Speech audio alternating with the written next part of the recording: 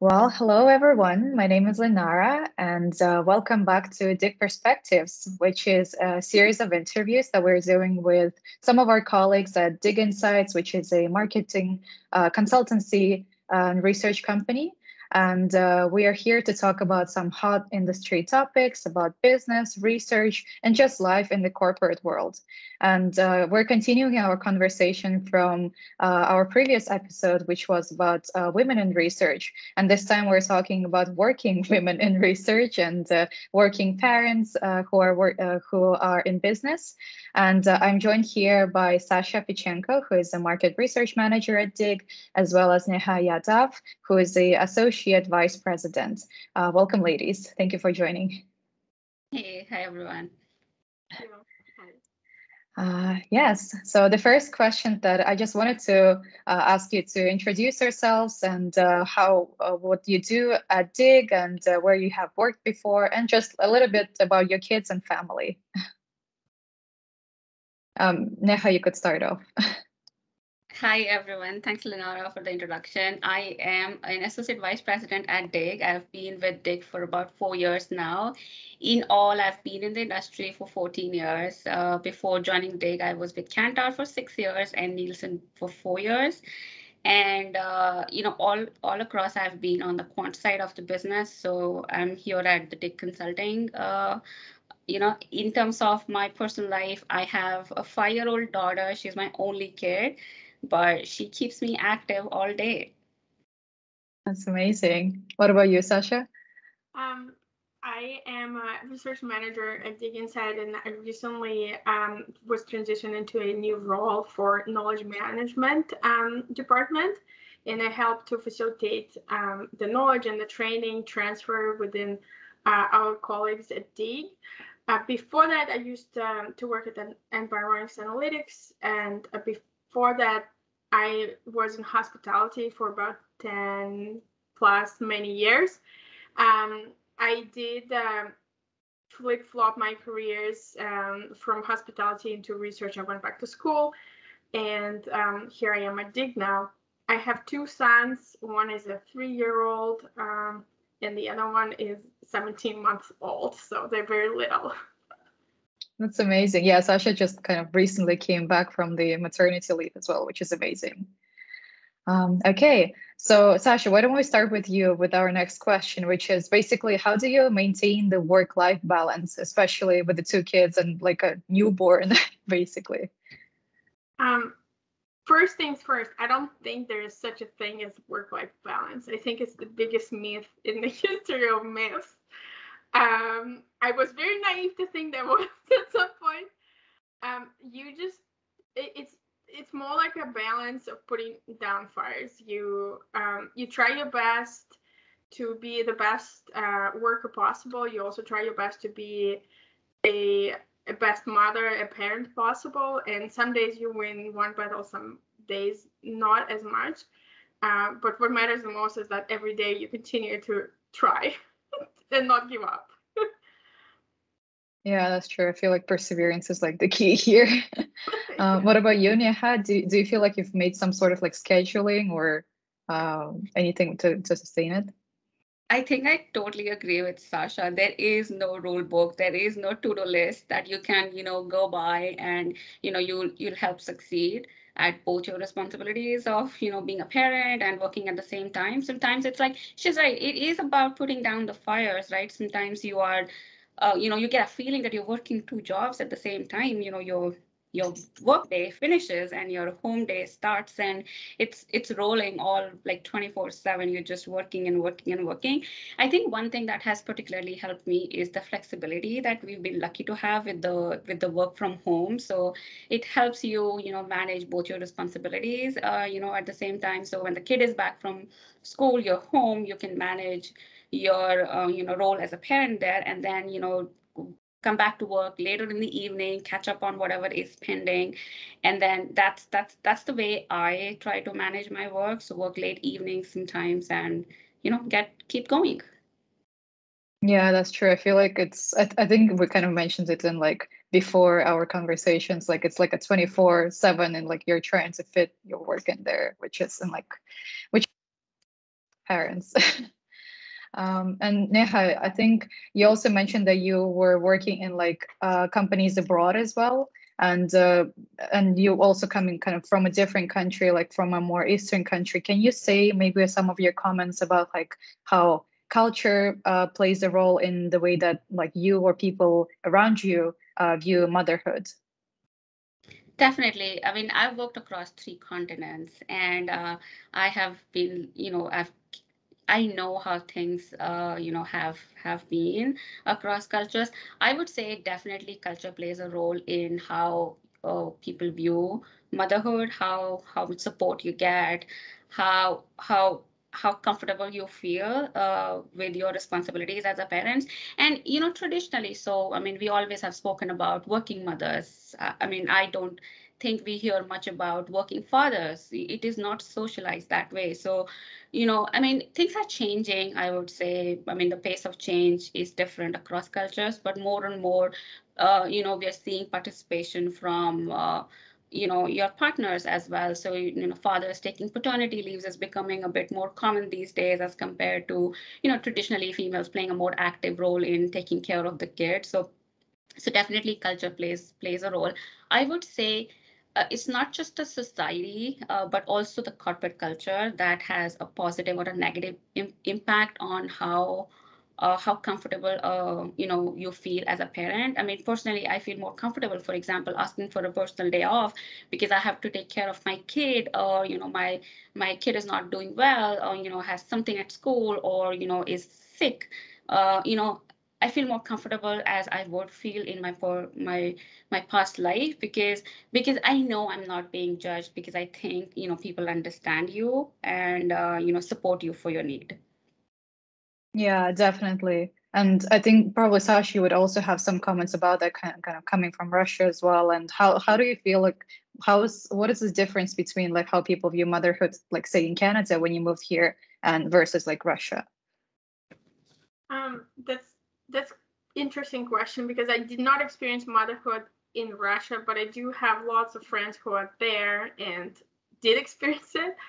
And there's definitely a layer of social expectation and obligation, I would say, that is much more prominent in Russian culture, of mothers expecting them to stay at home for a number of years. If you have 2 or 3 children, that extensive stay can be anywhere from 3 to 10, 12 years, depending on what kind of ranges of children you have. Um, I don't, as it is maybe working for some people, I don't think it's universally applicable to every woman and every family. So I'm kind of very grateful for Canadian culture and business culture and where I am right now, for being able to fulfill my career, fulfill my parenthood obligations, and not feel boxed in. Like I can carve my own path in being a human, basically. Yeah, definitely. There's like probably like a little bit more freedom. And like I'm speaking like from my personal experience. Like I'm not a mother, but I know how my mother would experience it like back in Kazakhstan. So I would And it's more totally agree.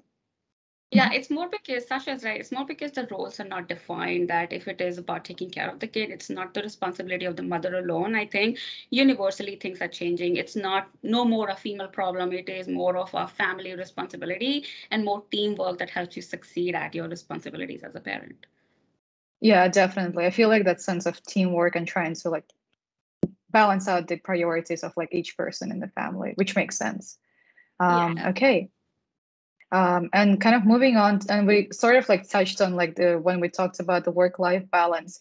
I think we kind of mentioned in our previous conversation about the sense of guilt that usually comes with motherhood or like with parenthood, like because your priorities change, you sometimes have to uh, let go of some things that you might have not let go when you didn't have kids. Sasha, could you tell me about something about that and maybe your experiences of when you had to kind of work with that sense of guilt and maybe what you do? Oh, that's a loaded question. I think guilt stems from a number of things. First, I think by being female, we just experience more guilt overall. I don't know for why. we apologize more, take responsibility for certain mishaps, even if it's collectively not our fault solely. Um, I think it's just giving yourself grace, like learning to give yourself grace, learning to understand that we're all doing the best we can. And being kind to yourself. I mean, it sounds like a mantra, and I promise we're not gonna jump into a yoga pose right now after my little speech. Um, but it is a skill, to to allow yourself, be a little bit more forgiving, and not as critical of yourself. It's nice to have a healthy amount of self-criticism, but then there is a point where it becomes harmful and not productive. So learning to recognize that, is just something internally you have to work through, maybe in therapy, I don't know. Yeah, definitely. And Neha, do you have any comments on that as well? Yeah, I think Sasha's right. There's always an element of guilt because, and you feel guilty because you're making those trade-offs, right? There is nothing wrong or right. I, for example, personally joined back work when my daughter was 2.5 months old, right? So that was the point when the guilt was at its highest, right? I was like, did I not sacrifice my career because I could not? Did I sacrifice my time with my kid, right? So there's always this dilemma that you keep going through, and there are pros and cons for both. I wouldn't say that A is right and B is not right, and or B is right, vice versa. You have to work through with your guilt, right? Sometimes you feel your guilt will eat on you because you're not a good mother, you're not spending a lot of time with your kid needs you, kind of a thing. But think about the other side as well. When you work, you feel intellectually more engaged, you're able to support your family financially, and both of those elements help you in bringing up raising your child in a way you want to, right? So there are always pros and cons. Obviously the negative is you're not able to play with your kid, or you take him or her to a park in the evening when you're working, for example, right? But I think I personally feel that I feel guilty because I want to be perfect at things, right? That perfectionism is the root cause of all the guilt we have. So we have to tell ourselves, sometimes it is okay not to be perfect every time. You have to be second best to what you do. You don't need to excel in everything and be at your best every moment in life. You have to let go sometimes. Yeah, definitely. I would agree. I'm just like, as you were talking, I was like remembering how my mom would also do the same for us. And like, we are like four kids in the family, and like how she would have to like prioritize some things over others. And or like overall, it was like a whole like building experience for her as well. So yeah, I would totally agree that there should be like some sort of like element of grace and like, hey, you don't do this, but then you actually it's helping you like build character. So Yeah. yeah.